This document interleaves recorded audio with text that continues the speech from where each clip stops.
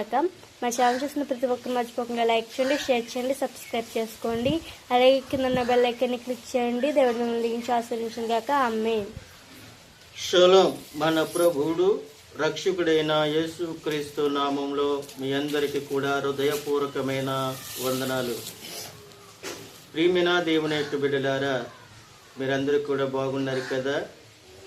మీరు సంతోషంగా ఉండాలని, దీవెనకరంగా ఉండాలని, ఆశీర్వాదకరంగా ఉండాలని నేను ప్రతిరోజు మీ కొరకు, మీ కుటుంబాల కొరకు ప్రార్థన చేస్తూ ఉన్నాను. ఏది ఏమైనప్పటికీ కూడా మనము ఈ 2024 సంవత్సరంలో మరి యొక్క పాత సంవత్సరంలో మనమున్నాము.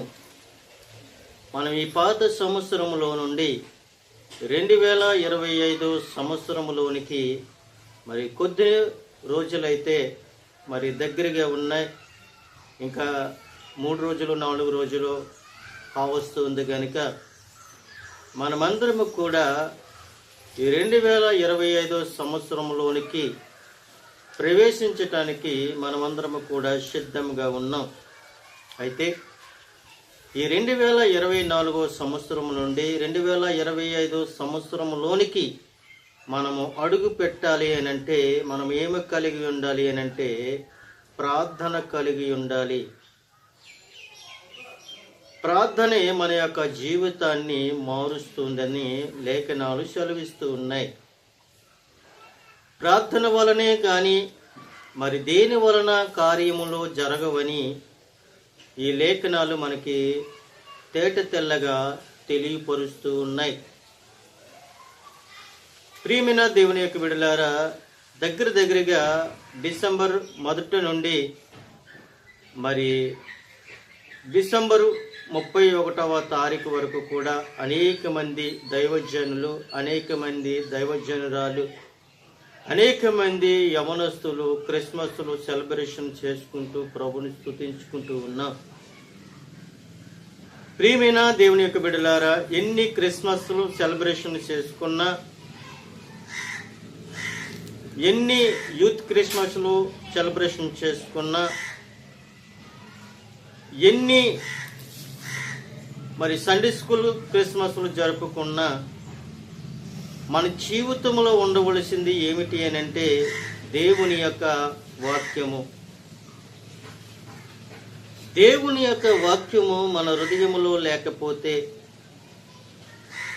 దేవుని యొక్క దర్శనము మన హృదయములో లేకపోతే, దేవుని యొక్క ఆశీర్వాదాలు నీలో నాలో మనింటిలో లేకపోతే మనం ఎంత భక్తి చేసినప్పటికీ కూడా అది వ్యర్థమని నేను తలంచుతూ ఉన్నాను. నువ్వెన్ని క్రిస్మస్లు చేసినా, ఎన్ని కేకులు కట్ చేసినా, ఎన్ని కొత్త బట్టలు కట్టుకున్నా, నీ జీవితము కొత్తగా మారకపోతే, ఇంకా పాతగానే ఉంటే మన బ్రతుకులేంటి అని ఒకసారి మనము జ్ఞాపకం చేసుకోవాలి. ఇంకా పాత జీవితమేనా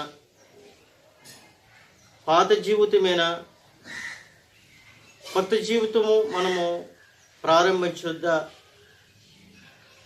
మన పాత జీవితాన్ని అంతా కూడా తీసివేసుకొని కొత్త జీవితాన్ని మనం ప్రారంభించాలని ప్రభు సెలవిస్తూ ఉన్నాడు. దేవుని యొక్క వాక్యము శరీరధారిగా మన ఈ భూలోకానికి వచ్చి కృపాసత్య సంపూర్ణుడిగా మన మధ్య నివసించి ఆయన యొక్క మనుష్య కుమారుడిగా మన మధ్యనే ఉండి ఆయన అనేకమైన అద్భుత కార్యాలు, ఆశ్చర్య కార్యాలు మన మధ్యను జరిగించి ఆయన మనకు ఒక మాదిరిగా ఒక దారిని మనకి కనుపరిచి విశాలము చేసి వంకర మార్గాలన్నీ కూడా తీసివేసి మంచి మార్గాన్ని మనకి ఇచ్చి ఆయన తన రాజ్యాన్ని, తన యొక్క యాత్రను ముగించుకుని తిరిగి తండ్రి యొక్క రాజ్యానికి వెళ్ళినట్లుగా లేఖనాలు మనం చూస్తూ ఉన్నాం. అయితే ప్రియమైన దేవుని యొక్క బిడ్డలారా, పరలోకము నుండి భూలోకానికి మనిషి కుమారుడిగా ప్రభువైన యేసుక్రీస్తు దావీదు కుమారుడు ఈ లోకానికి వచ్చి మన మధ్యనే 33.5 సంవత్సరములు ఆయన మనతో ఉన్నాడు, మనతో తిరిగాడు, మనతో జీవించాడు. అయినప్పటికీ కూడా దేవుని కుమారుడైన రక్షకుడిని మనము గుర్తించలేకపోయాం. కానీ నక్షత్రం గుర్తించింది, దూత గుర్తించింది.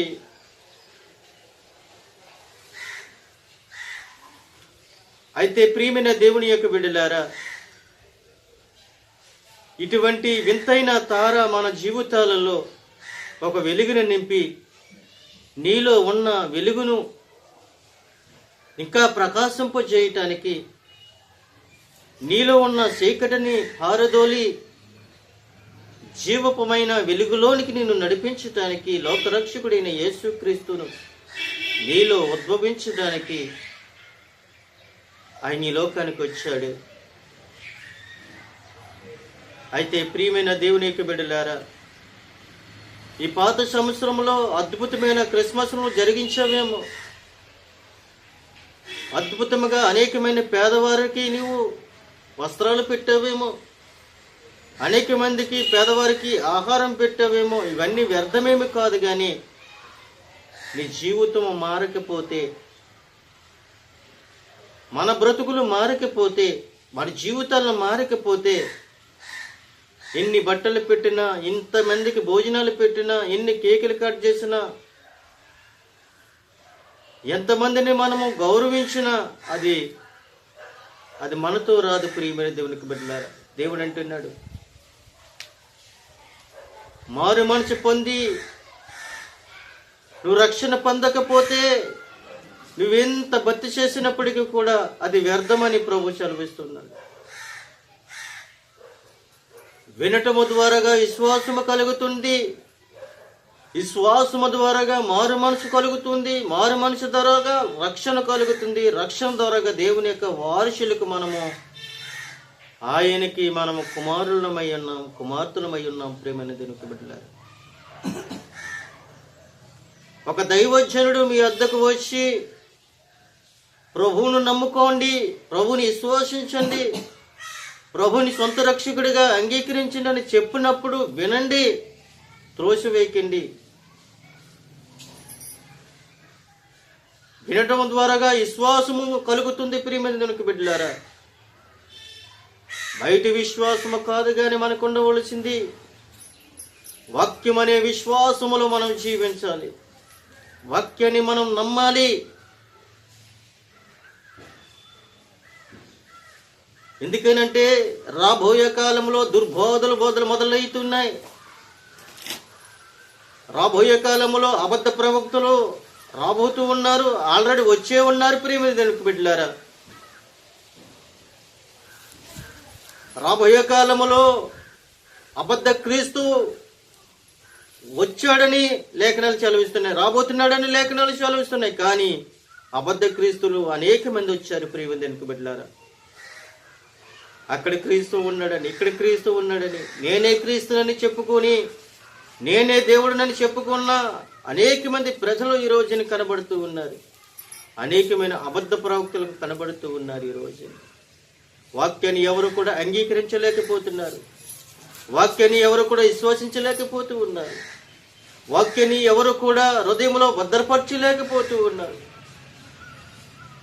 ఎక్కడేసిన గొంగలు అక్కడే ఉన్నట్లుగా దేవుని యొక్క వాక్యాన్ని నిరర్ధంగా చూస్తున్నారే కానీ వాక్యము ప్రతిరోజు నాతో మాట్లాడుతూ ఉంది, నా ప్రభువు నా యొద్దకు వచ్చి మాట్లాడుతూ ఉన్నాడని ఒకసారి నువ్వు జ్ఞాపకం చేసుకోమని ప్రభు సెలవిస్తూ ఉన్నాడు. ప్రియమైన దేవుని యొక్క బిడ్డలారా, మనం బ్రతుకును మార్చుకోమంటున్నాడు, మన స్థితిని మార్చుకోమంటున్నాడు. అయితే ఈ రోజుని కొద్ది నిమిషాలు దేవుని యొక్క వాక్యాన్ని మనము ధ్యానించుకోబోతూ ఉన్నాము. ఏమని మాటలు నా మాటలు కాదు, ఇది దేవుని యొక్క మాట.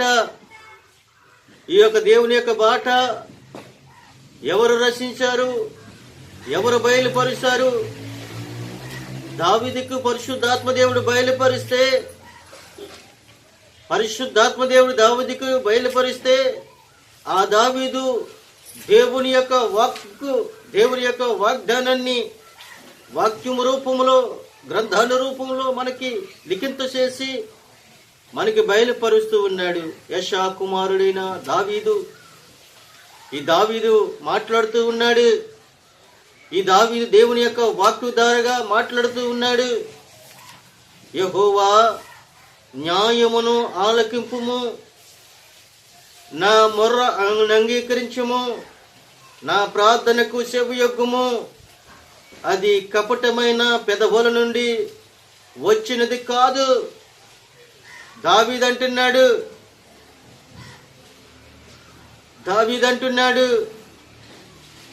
యెహోవా నా ప్రార్థనకు చెవియొగ్గుము అని అంటున్నాడు.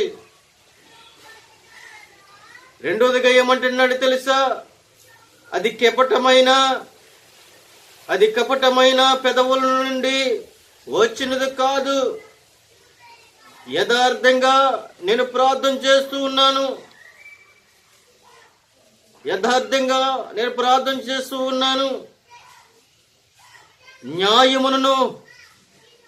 న్యాయముతో, యథార్థతో, సంతోషముతో నేను కన్నీరు విడిచి ప్రార్థన చేస్తూ ఉన్నాను.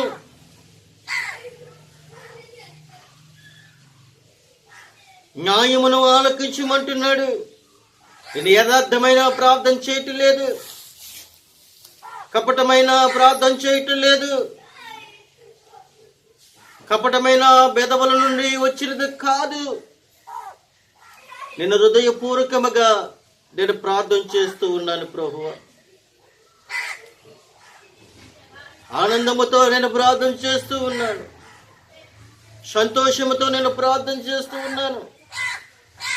ఒకప్పుడు దుఃఖముతో నేను ఉండొచ్చు, ఒకప్పుడు అసూయతో ఉండొచ్చు, ఒకప్పుడు వేదనతో ఉండొచ్చు. ఉదాహరణగా నీవైనా నేనైనా న్యాయముగా మనం ప్రార్థన చేయాలి, న్యాయముగా మనము మాట్లాడాలి, న్యాయముగా అనేక మందికి మంచి సలహాలు, మంచి సూచనలు మనం ఇవ్వాలి. ప్రియమైన దేవుని బిడ్డలారా, నా ప్రార్థనకు చెవియొగ్గుమని సైన్యములకు అధిపతిని యెహోవా దేవునికి మొర్రపెడుతూ ఉన్నాడు. ప్రియమైన దేవునికి బిడ్డలారా, భక్తిహీనులైన శత్రువులు తనపై దాడి చేసినప్పుడు దేవుని యొక్క న్యాయాధిపతిగా సంభోషిస్తూ కీర్తనకారుడు చేసిన విన్నపము, యూదులు రాజుల ముందుకు ప్రజలు తీసుకుని వచ్చే యజ్ఞాపన వంటి పోలికలు ఈ కీర్తనలో సమృద్ధిగా కనబడినట్లుగా ఇక్కడ కనబడుతూ ఉంది. మరి ఒక మాట మనం చూసినట్లయితే, నీ సన్నిధి నుండి నాకు తీర్పు వచ్చునుగాక, నీ కనుదృష్టి న్యాయముగా చూసును. నీ సన్నిధి నుండి నాకు తీర్పు వచ్చునుగాక అని చెప్తూ, నీ కనుదృష్టి న్యాయముగా చూసును. నిజమే, మనుషుల యొక్క కనుదృష్టి వేరు, తల్లిదండ్రుల యొక్క కనుదృష్టి వేరు, స్నేహితుల యొక్క కనుదృష్టి వేరు, సమాజ యొక్క కనుదృష్టి వేరు, అధికారుల యొక్క కనుదృష్టి వేరు. ప్రియమైన దేవునికి బిడ్డలారా, పక్షపాతపు లేకుండా ఒకరికి ఒకరిలాగా ప్రేమించుకునే వారిలాగా ఉండాలి కానీ ఒకరిని ఒకరును అసహించుకునే వారిలాగా మనం ఉండకూడదు. ఎందుకనంటే హెబ్రీలోని పదములో సూక్ష్మ భేదములున్నప్పటికీ న్యాయము కోసం విజ్ఞప్తి చేయడం అనే భావము మనకి కనబడుతూ ఉంది. సందర్భాలలో తన వ్యాజ్యాన్ని విన్నపములను తన ప్రజలకు జవాబిచ్చినందుకు కీర్తనకారుడు దేవుణ్ణి సూచిస్తున్నాడు. కపటమైన పెదవుల నుండి వచ్చినది కాదు అనే మాట కీర్తనకారుడు నిర్దోషానిత్వమును బట్టి సత్య సంబంధములను తెలియజేస్తూ ఉన్నాడు. ప్రియమైన దేవునికి బిడ్డలా, మనము చూసినట్లయితే, ఇక్కడ మనం ఆలోచించినట్లయితే,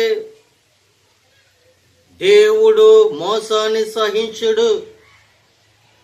దేవుడు మోసాన్ని సహించడు. తీర్పు వచ్చినగాక న్యాయముగా చూచును అనడములో కీర్తనకారుడు న్యాయము కోసం చేసే విజ్ఞప్తి కనబడుతూ ఉంది. దేవుని సృష్టిలో ఏది న్యాయమో దాని ప్రకారమే జరగాలని కీర్తనకారుడు అడుగుతూ ఉన్నాడు. తీర్పు న్యాయము అనే న్యాయస్థానపు పరిభాషలో దేవుని యొక్క న్యాయాధిపతిగా సూచిస్తూ ఉన్నాడు. ప్రియమైన దేవునికి బిడ్డలారా, నీ సన్నిధి నుండి నాకు తీర్పు వచ్చునుగాక, నీ కనుదృష్టి నాకు న్యాయముగా చూసును అంటున్నాడు. రాత్రి వేళ నీవు నన్ను దర్శించి నా హృదయమును పరిశీలించితివి, నన్ను పరిశోధించితివి. నీకు ఏ దుర్యాలోచనయు కానేరలేదు. నోటి మాటల చేత నేను అతిక్రమింపను అని అంటున్నాడు. నిజమే ప్రియమైన దేవునికి బిడ్డలారా, రాత్రి వేళ పరిశుద్ధాత్మ దేవుడు ఏం చేస్తున్నాడు తెలుసా? నన్ను దర్శించాడు. నన్ను దర్శించడమే కాదు, నిన్ను కూడా దర్శించాడు. ప్రియమైన దేవునికి బిడ్డలారా, ఆయన రాత్రే కాదు, ఆయన రాత్రి పగల్లో కూడా నిన్ను దర్శిస్తాడు, నిన్ను నడిపిస్తాడు, నిన్ను రక్షిస్తాడు. ఎందుకనంటే నా హృదయమును పరిశీలించితివి. నిజమే ప్రియమైన దేవునికి బిడ్డలారా, ఒకప్పుడు వేదనలో ఉన్నప్పుడు, శోధనలో ఉన్నప్పుడు, అసూయతో ఉన్నప్పుడు, కక్షలతో ఉన్నప్పుడు, ఇరుకులతో ఇబ్బందులతో బాధపడుతున్నప్పుడు, అనేక మందిని నేను దుర్భాషలు మాట్లాడినప్పుడు, అనేక మందికి నేను దూరంగా ఉన్నప్పుడు నా హృదయము పరిశీలించావు, నన్ను పరిశోధించావు. అయితే నా హృదయము నన్ను పరిశీలించి, నన్ను పరిశోధించి, కపటమైన హృదయాన్ని, అబద్ధకరమైన మోసకరమైన మాటలను తీసివేసి ఏం చేస్తావో తెలుసా ప్రభువా? నాకు మంచి జీవితాన్ని ఇచ్చావు. ఎందుకనంటే దుర్యాలోచన కానరాలేదు. నోటి మాట చేత నేను అతిక్రమింపను అని ప్రభు మనకు తెలియపరుస్తున్నాడు. దావీదుతో దేవుడు మాట్లాడాడు, దావీదు నాతో మాట్లాడుతూ ఉన్నాడు. ఇంకొక మాట మనం చూసినట్లయితే, మనుషుల కార్యములు విషయమైతే బలత్కారుల మార్గములను తప్పించుకొనుటకై నీ నోటి మాటను బట్టి నన్ను నేలాను కాపాడుకొని ఉన్నాను. నిజమే ప్రియమైన దేవునికి బిడ్డలారా, నీ నోటి మాటని బట్టి నన్ను నేను కాపాడుకొని ఉన్నాను. నీ వాక్యము నన్ను బ్రతికించింది, నీ మాట నన్ను జీవింపజేసింది. అందుకును బట్టి ప్రభువా, నీ నోటిని బాటను బట్టే కదా, నీ వాక్యమును బట్టే కదా నన్ను నేను కాపాడుకొని ఉన్నాను. నువ్వు మాట్లాడావు గనకే, నువ్వు బయలుపరిచావు కాబట్టి పాపమనే ఊబు నుండి, చీకటిననే ఊబు నుండి, పాపమనే ఊబుల నుండి, చీకటిననే మార్గము నుండి, వ్యసనాల నుండి, శోధన నుండి నేను తప్పింపబడ్డాను అనే కారణమేమిటి అని అంటే, నీ మాటను బట్టి, నీ వాక్యాన్ని బట్టి నేను రక్షింపబడ్డాను. నీ వాక్య ధ్యానమును బట్టి నేను రక్షింపబడ్డాను. ప్రతిరోజు కూడా నాతో మాట్లాడువు కాబట్టే నేను రక్షింపబడి ఉన్నాను. ఎందుకనంటే ప్రభు నాతో మాట్లాడుతూ ఉన్నాడు. నాతో మాట్లాడుతూ ఉన్న దేవుడు నీతో మాట్లాడుతూ ఉన్నాడు. ప్రియమైన దేవునికి బిడ్డలారా, 5వ వచనములో మనం చూసినట్లయితే దావీదు రాసిన కీర్తన 17వ అధ్యాయము మొదటి నుండి మనము ధ్యానించుకోబోతూ ఉన్నాం. 5వ వచనములో ఈ విధంగా మనకి కనబడుతూ ఉంది, నీ మార్గముల యందు నా నడకలను స్థిరపరుచుకుని ఉన్నాను, నా కాళ్ళు జారలేదు అని అంటున్నాడు. నిజమే ప్రియమైన దేవునికి బిడ్డలారా, దేవుని యొక్క మాటలు వింటే, దేవుని యొక్క వాక్యము వింటే చెడు మార్గమును, చెడు నడకలను, చెడు తలంపులను నీలోనికి రావు. వంకరమైన మార్గముల నుండి దేవుడు తప్పించగల దేవుడు మన దేవుడు. ఎందుకనంటే పెద్దలంటూ ఉంటారు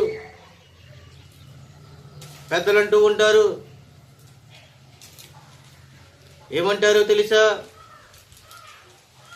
నోరు జారితే లాక్కోకూడదు కానీ కాలు జారితే లాక్కోలేము అని అంటున్నారు. నిజమే ప్రియమైన దేవునికి బిడ్డలారా, కాలు జారినా నోరు జారినా కూడా మనం లాక్కోలేము. ఎందుకో తెలుసా? ఒకరి దగ్గరికి వెళ్ళి లేనిపోని మాటలు మాట్లాడి ఎదుటి వాళ్ళ మీద మనం నిందలు మోపినప్పుడు, ఆ వ్యక్తి వెళ్ళి ఆ వ్యక్తితో మాట్లాడినప్పుడు, ఆ వ్యక్తి ఇంకొక నలుగురిని తీసుకుని దగ్గరికి వచ్చినప్పుడు, నువ్వు అన్న మాట నిజమైంది కాబట్టి, నువ్వు వాళ్ళ దగ్గర మాట్లాడవు కాబట్టి ఆ మాట వాడు నిన్ను తీసుకుని వచ్చి వాడు బయలుపరిచినప్పుడు నువ్వు తప్పించుకోలేవు ప్రియమైన దేవునికి బిడ్డలారా. అలాగే ఊబులో జారి పడిపోయినప్పుడు, మెట్ల మీద నుండి జారి పడిపోయినప్పుడు, రాళ్ళలో నుండి జారి పడిపోయినప్పుడు దేవుడు చూస్తూ నువ్వు న్యాయంగా ఉన్నావో అన్యాయంగా ఉన్నావో నిన్ను పరిశీలించి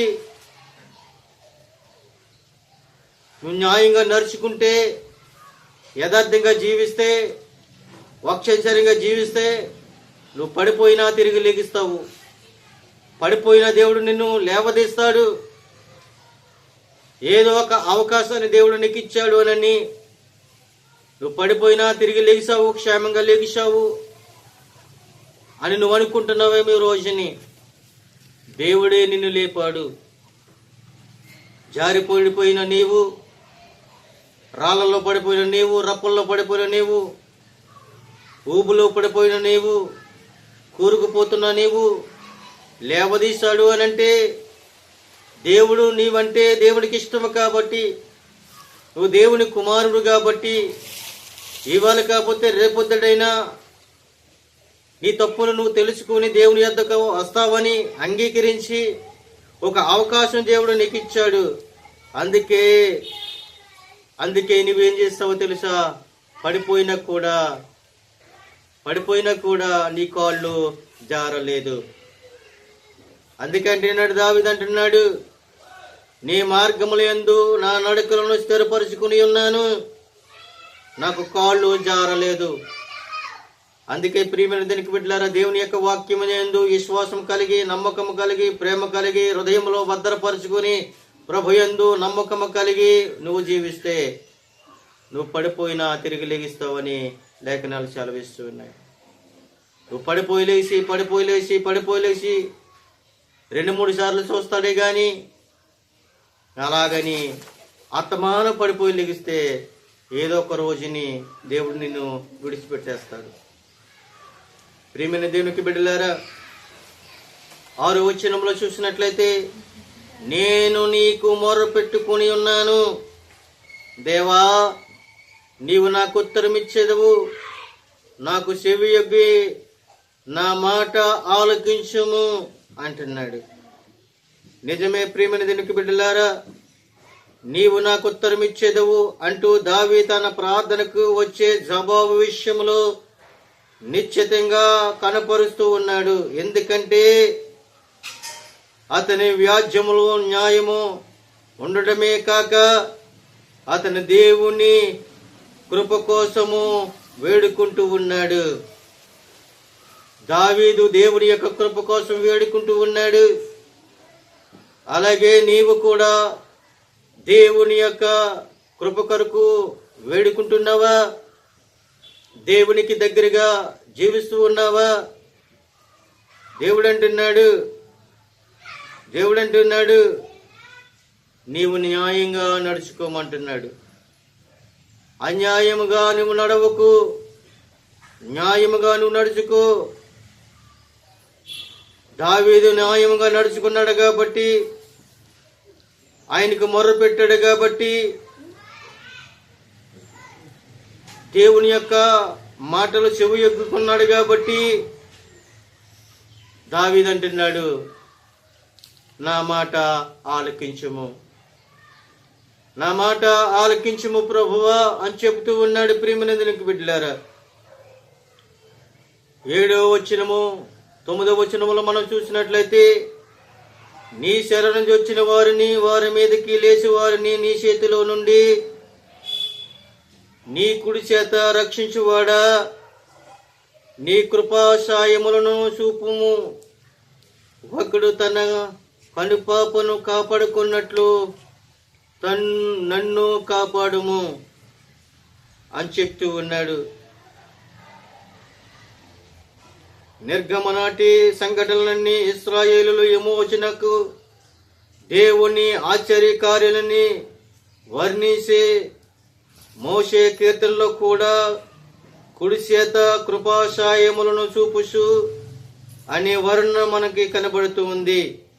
నిర్గమకాండము 15వ అధ్యాయం 11వ వచనము నుండి 13వ వచనముల వరకు మనం చూసినట్లయితే అక్కడ కొన్ని మాటలు మనకి కనబడుతూ ఉన్నాయి. ప్రియమైన దేవునికి బిడ్డలారా, కృపాశాయాల్ని చూపడం అంటే ఆశ్చర్య కార్యములను చేయడం అని అర్థమని ప్రభు సెలవిస్తూ ఉన్నాడు.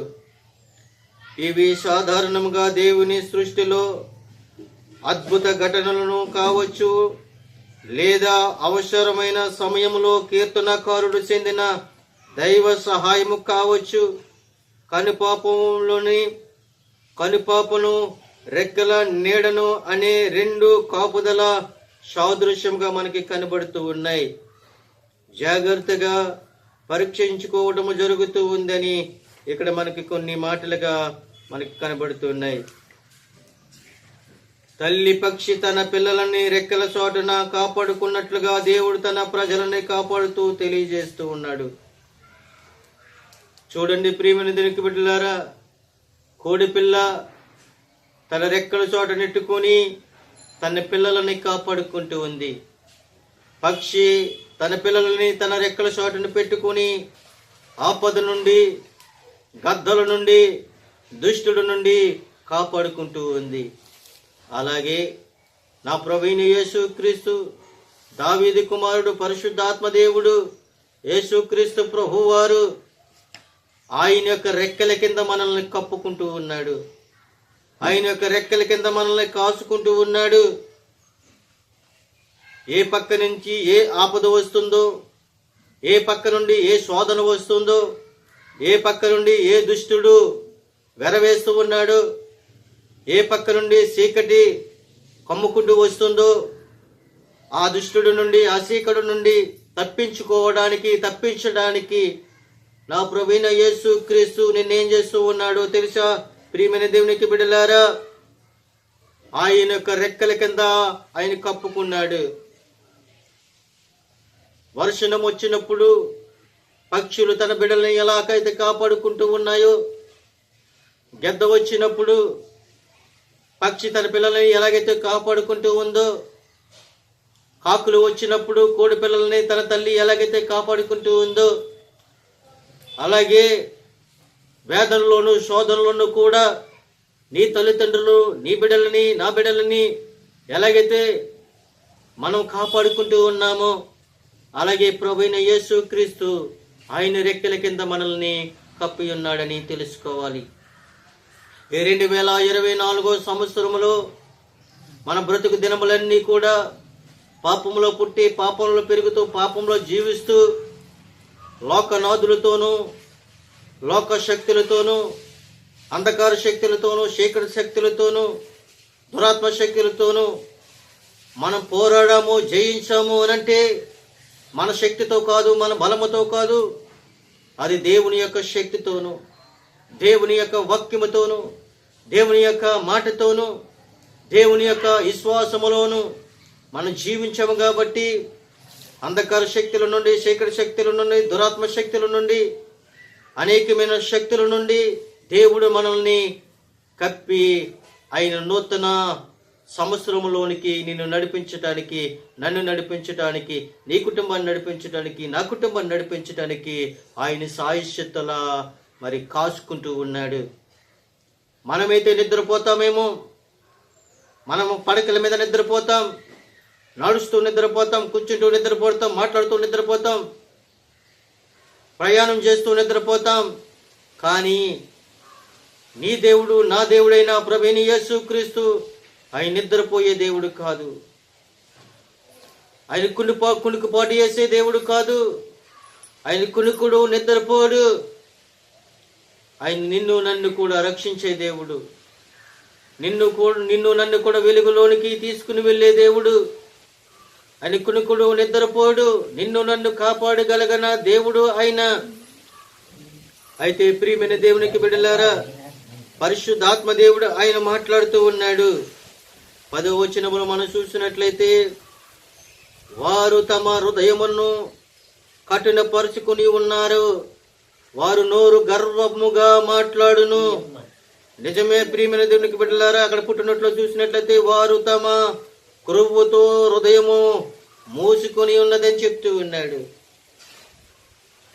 మన హృదయాలు కఠినపరుచుకోకూడదు ప్రియమైన దేవునికి బిడ్డలారా. మన హృదయాలు మూతపడిపోకూడదు.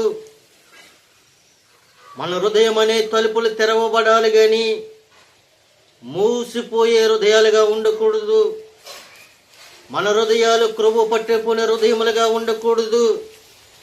ఎందుకనంటే ఆయన అంటూ ఉన్నాడు, వారు తమ హృదయములను కఠినపరుచుకుని ఉన్నారు అనే మాటలకు ఎబ్రీలో వారు తమ క్రొవ్వుతో హృదయములను మూసుకుని ఉన్నారు అని అక్షరార్థముగా కనబడుతూ ఉంది. క్రొవ్వు తన ధాన్య సమృద్ధిని సూచిస్తుంది. అంటే ఈ సమృద్ధి వీరిని జాలి లేని కఠిన హృదయముగా, విధేయతలుగా చేసింది. అయితే ప్రియమైన దేవునికి బిడ్డలారా, మన హృదయములు ఏమవుతూ ఉన్నాయంటే కఠినపరుచుకొని ఉన్నాము. మన హృదయములను కఠినపరుచుకుంటూ ఉన్నాం.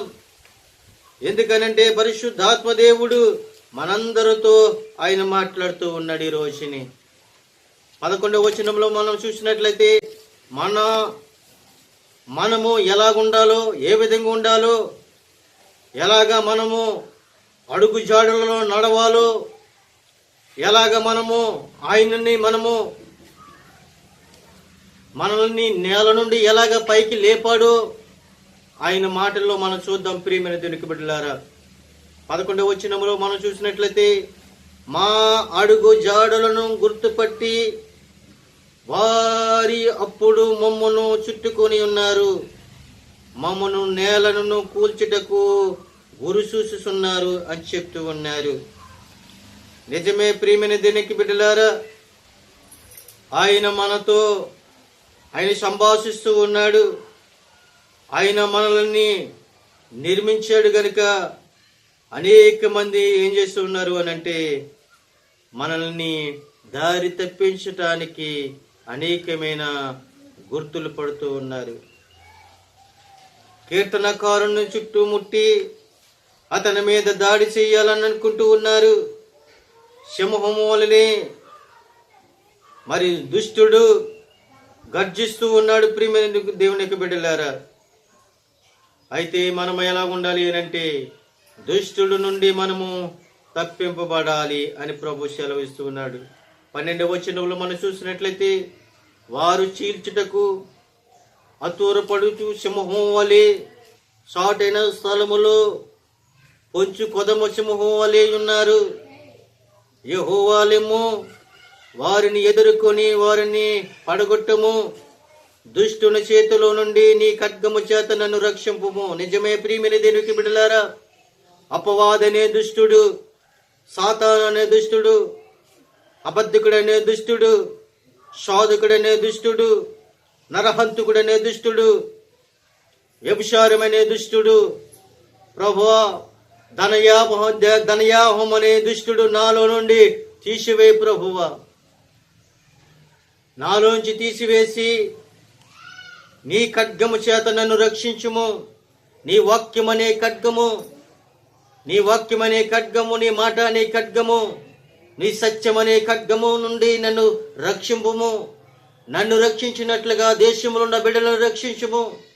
నన్ను నా కుటుంబాన్ని రక్షించినట్లుగా అనేక యావత్ ప్రపంచంలో ఉన్న ప్రతి ఒక్క కుటుంబంలో ఉన్న బిడ్డలందరినీ కూడా రక్షించమని మనము ప్రార్థన చేయాలి. రక్షించమని నేను ప్రార్థన చేస్తూ ఉన్నాను. ఎందుకనంటే ప్రియమైన దేవునికి బిడ్డలారా, ఈ లోకంలో మనం బ్రతికినంత కాలము, జీవించినంత కాలము కూడా ఆయన కృపాక్షేమములే మన వెంటగా ఉన్నాయి. కానీ నీ జ్ఞానముతో కానీ, నీ ఆలోచనతోనే కానీ, నీ డబ్బుతో కానీ, నీ వ్యాపారంతో కానీ నువ్వు నడవలేవని ప్రభు సెలవిస్తూ ఉన్నాడు. చూడండి 14వ వచనంలో మాట్లాడుతున్నాడు. లోకుల చేతిలో నుండి ఈ జీవిత కాలములోనే తమ పాపములు పొందిన ఈ లోకుల చేతిలో నుండి నీ హస్త బలము చేత నన్ను రక్షింపుము. నీవు నీ దానములతో వారిని కడుపు నింపి ఉన్నావు. వారు కుమారులు కలిగి తృప్తి నొందుదురు, తమ ఆస్తిని తమ పిల్లలకు విడిచిపెట్టెదురు అని చెప్తూ ఉన్నాడు. 15వ వచనంలో మాట్లాడుతున్నాడు. నేనైతే నీతి గలవాడినై నీ ముఖ దర్శనమును చేసేదను. నేను మేల్కొని ఉన్నప్పుడు నీ స్వరూప దర్శనముతో నా ఆశను తీర్చుకుందును అని అంటున్నాడు. ప్రియమైన దేవునికి బిడ్డలారా, చూడండి, నేనైతే నీతి గలవాడినై నీ ముఖ దర్శనమును చూసేదను. మనుషుల యొక్క ముఖ దర్శనము చూడటము కాదు. ఈ రోజుని మనం ఎక్కడ చూసినప్పటికీ కూడా మనుషుల యొక్క ముఖ దర్శనము చూస్తున్నాం, మనుషుల యొక్క ఆలోచన చూస్తున్నాం, మనుషుల యొక్క నడవడికను చూస్తున్నాం, మనుషుల యొక్క విమర్శలను మనం చూస్తున్నాం. కానీ మనము ఎలాగుండాలంటే నీతి గలవారమై దేవుని యొక్క ముఖ దర్శనమును మనం చూడాలి. దేవుని యొక్క ముఖ దర్శనమును మనం చూస్తున్నప్పుడు నీ ముఖ దర్శనము ఎలాగుంటుంది అంటే 1000 సూర్యుల కంటే తేజోమయముగా మారిపోతుంది. ఎందుకనంటే మోషే దేవుని యొక్క ముఖ దర్శనాన్ని చూశాడు. మోషే దేవుని యొక్క దర్శనాన్ని చూశాడు. మోషే 40 రాత్రులు 40 పగలు దేవునితో సహవాసము చేసి దేవుని వైపుకు చూస్తూ దేవుని యొక్క సన్నిధిలో కనిపెట్టుకుని ఉన్నాడు. దేవుని యొక్క ముఖ దర్శనాన్ని చూశారు. అందుకే ఇశ్రాయేలు ప్రజలందరూ కూడా మోషే సీనాయి పర్వతం నుండి కిందకి దిగి వచ్చినప్పుడు ఇశ్రాయేలు ప్రజలందరూ కూడా మోషే యొక్క ముఖ దర్శనమును చూసినప్పుడు, ఆ ముఖ దర్శనములో దేవుని యొక్క తేజస్సు కనపడినప్పుడు అక్కడున్న ప్రజలందరూ కూడా మోషే యొక్క ముఖమును చూడలేకపోయారంట. ఎందుకని మోషే యొక్క ముఖ దర్శనమును చూడలేకపోయారు అని అంటే, మోషే దేవుని యొక్క ముఖ దర్శనమును చూశాడు.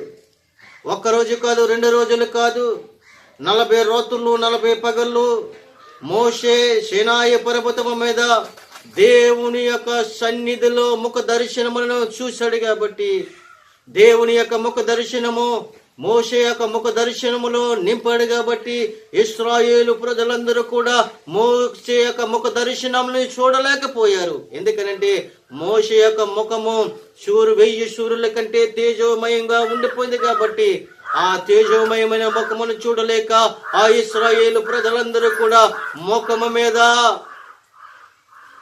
ముఖము మీద ముసుగు వేసుకున్నట్లుగా కనబడి